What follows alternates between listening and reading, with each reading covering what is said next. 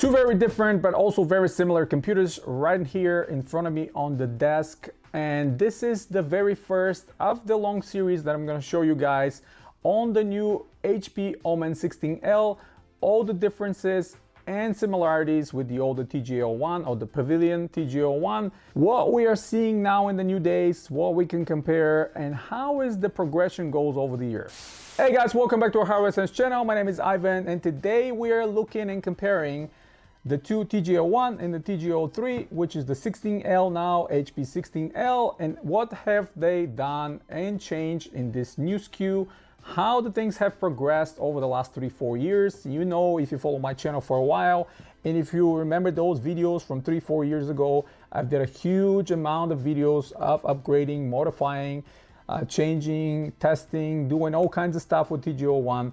And actually I had the TG02, you've seen it on my videos as well, but I ultimately ended up keeping this one and keeping actually two of them. One of them I took on my carry-on overseas in my house in Europe that I actually use there because they're so compact. And this one I'm using as kind of a file server over here. When I'm filming videos like this, I can easily transfer my videos right away. And I absolutely love this one. But now let's dive into the details of the Omen 16L and see what they have done with this new one. So as promised before, we're gonna look at the details and compare both TG01 and TG03, which is now called the Omen 16L. Obviously, you can see right here through the window. And some of the obvious details and some of the obvious differences you're gonna see and spot right away by yourself. We're gonna start with the new Omen 16L, which is now the TG03. One of the most striking differences and changes here are obviously this glass window right here. And again, this is glass, this is not plastic, so don't let other channels fool you. This is a glass, and yeah, I tested, I know it is. Right on the bottom, we have a large perforation all the way through. So where your GPU stands, it's going to be plenty of ventilation, kind of a passive over here, where the components can breathe some fresh air. Now, if we move to the older version, obviously no windows here, none of that. We have this massive vertical penetrations that allowed me to modify this and install the two 90mm fan intakes, which drastically improve the ventilation and cooling of this TG01. But once we open the side panels, I'm going to show you everything inside. Now, the other big difference here, and I mentioned that with the TG02, which I unfortunately don't have anymore, is the actual physical size of the case. You will notice that TG01 is more narrow, but at the same time is thicker, where the 16L is longer, but is thinner. So TG02 was also thinner, and now older Ventus is also pretty much the same size as this. So they went a little bit longer but more narrow, and I kind of prefer the thicker side of the TG01, the Pavilion, because you can install a higher cooling solutions, higher radiators and stuff like that, higher GPUs as well, where here you don't have that option.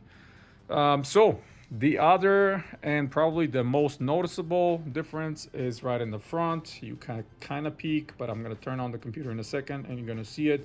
The 120mm fan intake.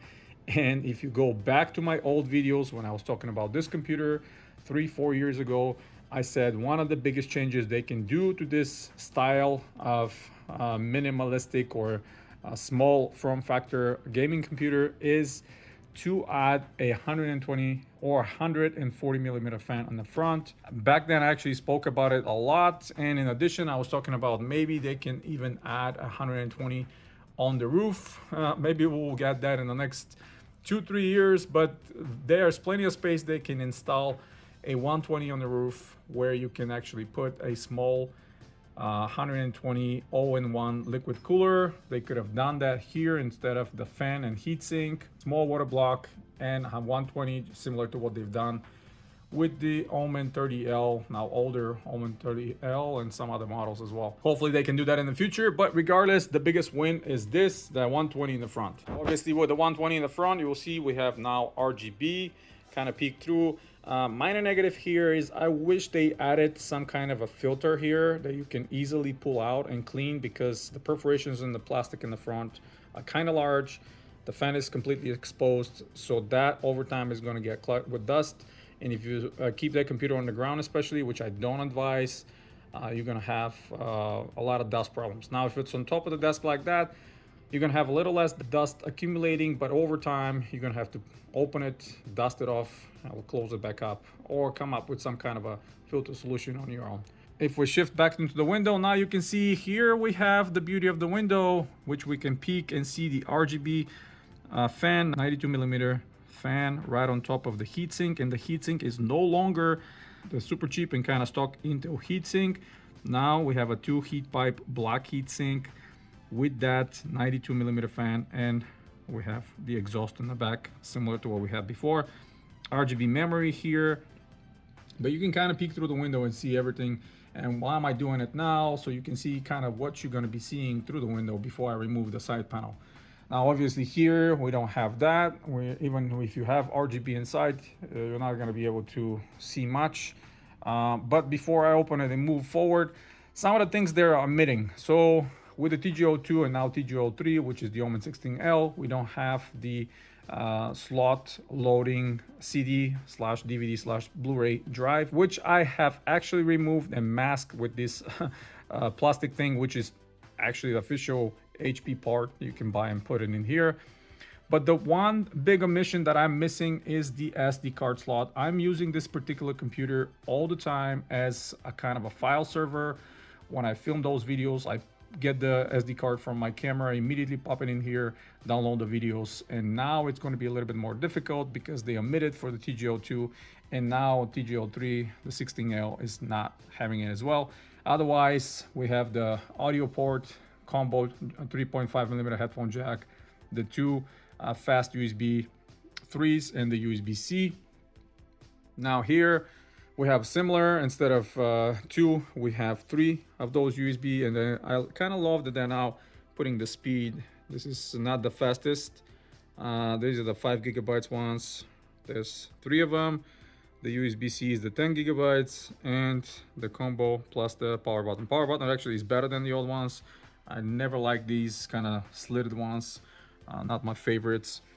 And yeah, Omen written out here. This is perforated, but don't get food inside, there's nothing. So now if I rotate on the other side, we have another large Omen logo on the opposite side of the small desktop, where on the old one we had nothing. More omissions and changes on the back of the case, and I'll show that to you in a second. Now you're gonna see all the budget cutting over here, putting them side by side with the Omen 16L on the right side of your screen and the TG01, the Pavilion, on the left side. You'll see right on the top, they removed the dedicated microphone and the other 3.5 millimeter jack. They left only the headphone here, which is combo. Again, they're saving money whichever way they can. Even at the ports here, we have the LAN port and the 1, 2, 3, 4, 5, 6 USB ports, where here we have the LAN and only 1, 2, 3, 4. So 2 less they're giving us here, which is really sad because I'm using a lot of peripherals that I plug into these computers, and 2 less, it's not ideal. Although perforations right here in the back are slightly better, they're pretty much the same size as here for this fan. And if I shift to the bottom, the power supply is exactly the same, 400 watt power supply. The GPU, as you can see here, is the RTX 4060, where on this one is the 1650 Super. And this is one of the things I'm gonna kind of pivot into the comparison, is the pricing. This one costs $7.99 at Walmart, and this one back in the day cost only $4.99.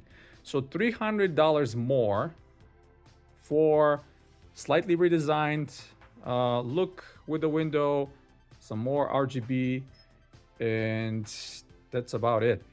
There's a lot more emissions inside. You're gonna see some things that are missing, that I'm kind of missing from this specific version. Some of you might say, well, this one has more powerful hardware inside. Yeah, that's true, but compared to this one, a relative comparison to this one, at the generational comparison, This one was roughly or pretty much the same as this one. So we have 1440F Intel i5. Initially here we had 9400F, which is about the same level, generational level the same. 4060 here we had 1650 Super or 1660 Ti.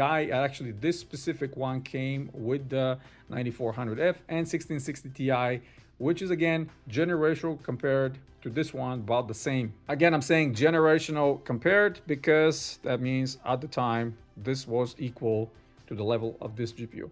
So $300 less 4 years ago. Now we have $300 more 4 years later for no reason other than corporate greed. I don't see anything done here major. The slight redesign and the window in the intake doesn't cost more than not even probably $50, and they're asking so much more. So you see how things have changed over time. Again, this was an incredible deal back in the day for $499 from Walmart. Actually, I got 2 of these. I'm still using both of them. One of them were AMD and this one is the Intel based one. So excellent job back in the day. So now I'm gonna pop in, open the side panels, and I'm gonna show you all their glory. You see here the perforations. So on the inside of the panel, there's a lot of fine mesh that is actually covering these large penetrations, kind of glued in on the side. And here is the window, the glass window. This is how it's secured. So pretty nice. Just be careful not to scratch the paint because this white paint, it's kind of easily scratchable. In fact, I had to return one of those computers because the paint was scratched. So now let's peek in, and I'll move this slightly this way and pull this one here so we can pivot back and forward easily. You'll see my modifications here. Obviously, if you guys remember that video, I have cut a spacing for 92 millimeters up and down here on this side bracket that it's normally dedicated for hard drives. Now we don't even have that at all here. But that worked great. I have a Noctua or Zalman fan controller right in the back so I can control the RPMs of these fans. And the other modifications that I also did at the time was the Big Shuriken 3, replaced the standard Intel kind of a measly cooling and noisy solution with this absolutely amazing behemoth right here that keeps the temperatures very low and super quiet. And as a GPU, I tested many GPUs, if you remember those old videos, all the way to RTX 3060 back in the day with the standard 400 watt power supply without any problems. And that was it. Obviously, as part of the series of this Omen 16L, I will show you all the possible upgrades that I'm going to do. And again, don't let the big channels fool you. These are highly upgradable computers. Obviously not as high as something custom, but the only 2 things you cannot change or easily change, I would say, is the motherboard and obviously the case. But if you're buying this computer, you kind of want to preserve the case because the case is kind of like the showcase here. It's really nice looking.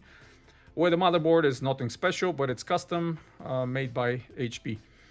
All the other things can be replaced starting from the power supply. This is the standard 400 watt 80 plus platinum power supply. You can directly buy from HP's part side the 500 watt, the 550 and the 650. There's a 650 watt power supply that goes straight in here. It costs a lot, around $100. I'm going to show that upgrade as well on a separate video. And with the 650 watt power supply, you can actually use something like 4070, 5070, those compact versions, and make this actually a very good, powerful gaming computer, kind of a beastly computer actually. Now, if we go back here, what else I upgraded? Tucked in here in the bottom, not really visible, is the wireless card. I upgraded with the latest Intel one at the time, which was AX210 or 211. I forgot about which one is it, but it's still very good wireless card, great coverage, speed, and all that stuff. And that was pretty much it with this one. I even tested some versions with the 92 millimeter Asetek all-in-one liquid cooler. I actually got better temperatures with the Big Shuriken 3, just because when you replace that exhaust fan with the radiator, the accumulated heat from the GPU and the rest of the components can't really escape, so it has to go through that radiator as well. kind of keeping the temperatures way too high. And that's what I was saying at the time, if we had a 120 right on top here, or even 92 millimeter, it would have been a game changer, but they have not done that with the new version as well. Now, if I pivot right here, going back to the power supply all the way to 650 front fan, you're not going to be easily able to replace that because it is a proprietary RGB. And if you peek over here, you'll see how it's 4-pin PWM, and next to it is the 4-pin ARGB. And this is not a standard ARGB. It's kind of a proprietary from HP. But if you buy some of the fans, kind of like eBay secondhand fans that are on the Omen 30L on the front, you can actually grab that fan, put it in here, plug it in, direct replacement. Just a quick note on that. Another thing I'm going to show how to replace is the wireless card. This is the Realtek one. I actually bought the latest and greatest and the fastest Intel one that supports Wi-Fi 7 that I'm going to replace here. You guys already seen my previous videos. What I've done here, this is extra storage, 1 terabyte from Fixero.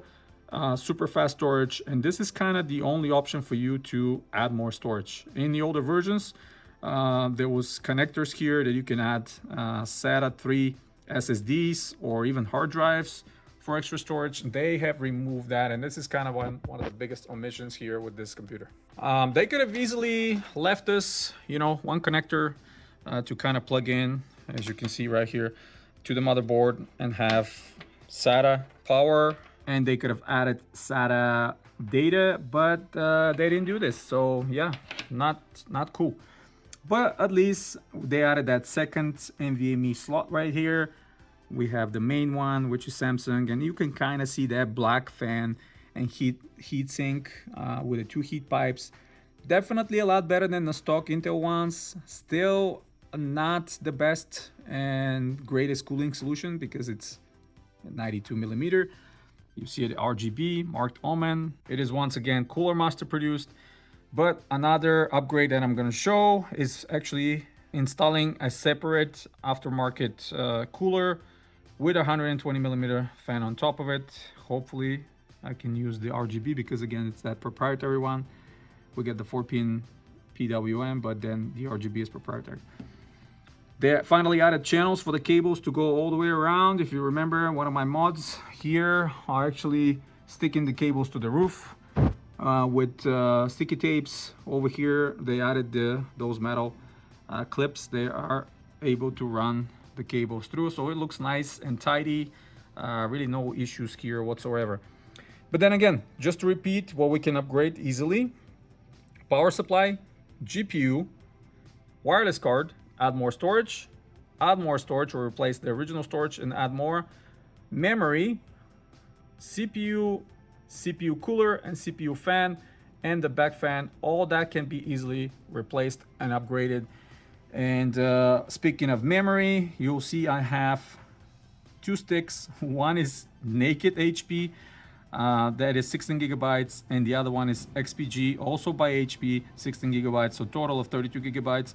It doesn't matter what kind of DDR5 you put in here, it will default to 4800 mega transfers. So one of those is 5600, the other one is 6000, and I've tested with all kinds of speeds and all kinds of memory, and everything defaults to 4800 mega transfers. So don't sweat too much about it. You're not gonna find XMP or anything like this on the BIOS. So pretty much any DDR5 memory you can throw in here, RGB or no RGB, will work, and performance is not suffering like we used to suffer too much with the single channel DDR4 back in the day.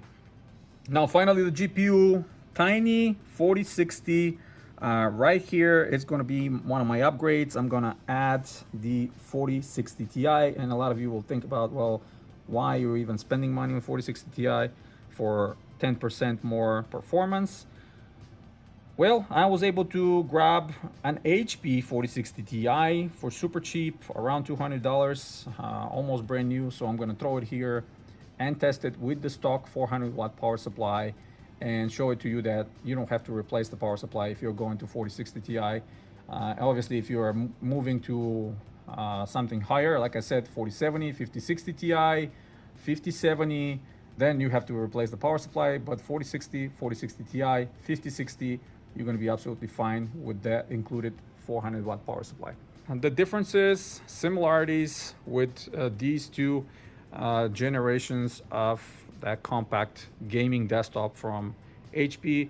I think they did a great job with that intake. One thing I would have done and probably will modify in the future is I'm gonna actually cut all that meshing here because it's giving extra resistance to the fan. It's not necessary, it's not obstructing anything, it's not blocking anything. So easily this whole bracket can be removed. I'm gonna take the fan out, cut the meshing, and just leave it completely exposed. Not only it will have a better ventilation, but light will go through it even better. And now you see on top, completely blocked, metal, no perforations. They could have probably added another 92 millimeter fan over here, but it won't look as aesthetically pleasing. Or if it was a little wider, like the TG01, they could have run the cables off to the side and have two 120 millimeter fans, which will be absolutely incredible, but I don't think they will ever make that.